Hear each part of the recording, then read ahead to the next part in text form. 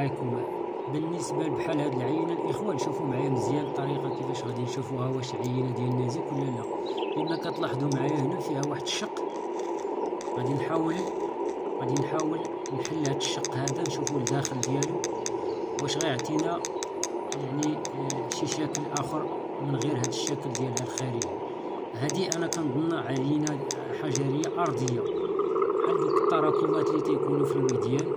كما كتلاحظوا معايا يعني كتجمع واحد العدد ديال الاحجار، وكاين الكوارتز وكاين السيليكات وكاين واحد العدد ديال الحبيبات الرمليه. دابا هذه الاخوان كما كتشوفوا معايا يعني ما بانش فيها بانها دازت واحد المرحله ديال الانصهار ولا الاحتراق. دابا غادي نديروا واحد العمليه، شوفوا تبعوا معايا مزيان. غنحاول ندخل في هذا الشق هذا، نحاولوا نهرسوها تحل هذا الشق هذا. بلاتي باش يبان لكم الصوره مزيان، حيت الكاميرا تبعوا معايا مزيان. شوفوا دابا هاد العينه كما قلت لكم غادي نحاول نهرسها ونشوفوا واش غتعطينا واحد الشكل مخالف لهذا الشكل الخارجي ديالها. بسم الله. برافو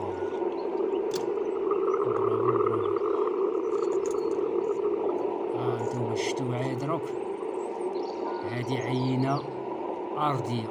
لاحظوا معايا مزيان، يعني داك اللون اللي عندها في اللون الخارجي ديالها نفس الشيء اللون اللي كيتواجد في الداخل ديالها.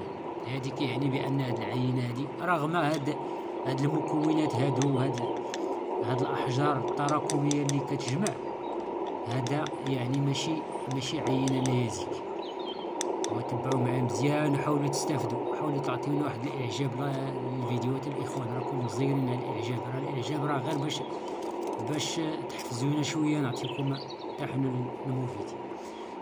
دابا كما كتشوفوا معايا هذه يعني ارضيه، راه هذه دابا كون تم يعني الاحتراق ديالها، كون دازت في شي عمليه ديال الاحتراق تقدر تشك تقول بانها نيازك. ولكن كما كتلاحظوا معايا اللون الخارجي ديالها نفس اللون اللي كيتواجد عندنا هنا لداخل. غنحاول نزوم لكم هاد التراكمات هادو كاملين. هذه عينه ديال الوديان اللي كتجمع دوك الرمال ودوك الاحجار. هذا الكوارتز، هذه العينه هذه كوارتز.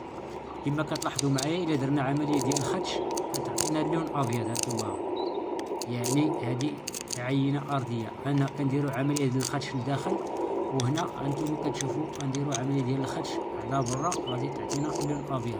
هذا اللون الابيض كيدل على بانها ما دازتش شي عمليه ديال الانصهار.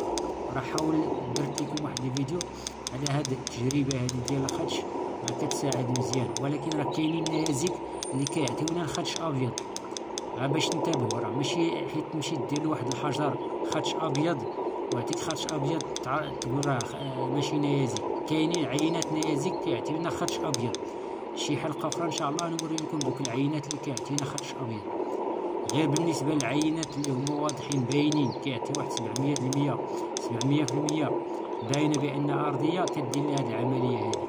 اما راه كاينين عينات نيازكيه كيعطينا خدش ابيض، وهذوك غنوريها لكم ان شاء الله كما قلت لكم. كل وعدتكم شي حلقه جديده.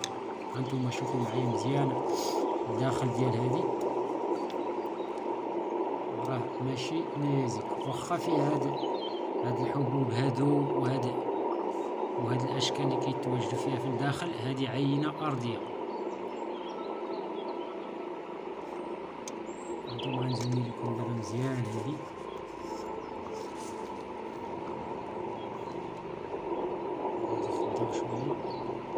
شفتوا الاخوان هذه عينه ارضيه واخا فيها هاد الاشكال هادو، حيت كاين بعض العينات اللي تيكونوا فيها بحال هكا، تكون مثلا ديك بحال البلاصيت تيكونوا فيها العدد ديال الاحجار المختلفه، الاحجار الكريمه. هذه لا، هذه ارضيه. غنوريكم واحد العينه نيازك بحال هاد الشكل هكا، وهي نيازك وكتجمع واحد العدد ديال الاحجار الكريمه لداخل. هذيك غنوريها لكم ان شاء الله في شي حلقه جديده اخرى. هذا الفيديو توضيحي اللي غادي نبين لكم واحد العدد ديال الاحجار الارضيه مشابهه للنيازك. هذه الاولى، غادي نوصل تقريبا معكم شي 50 ولا 60 عينه احجار ارضيه مشابهه للنيازك، حيت كاين عدد ديال الاخوان احجار ارضيه كتشبه النيازك وكيصحابهم واش حجر نيازك. دابا هادي حيدناها، عقلوا عليها، وراه ثقيله في الوزن. علاش؟ حيت فيها واحد العدد ديال المكونات اللي هما ثقيل في الكثافه. ملي كتجمع هاد الرمال هادو الاحجار هادو ديال الكوارتز سميتو كيعطيونا واحد الكثافه كتجاوز الكثافه ديال الاحجار الارضيه. تحياتي اليكم والسلام عليكم ورحمه الله. ما تنساوش تعطيونا الاعجاب ديالكم، راه عادي جدا.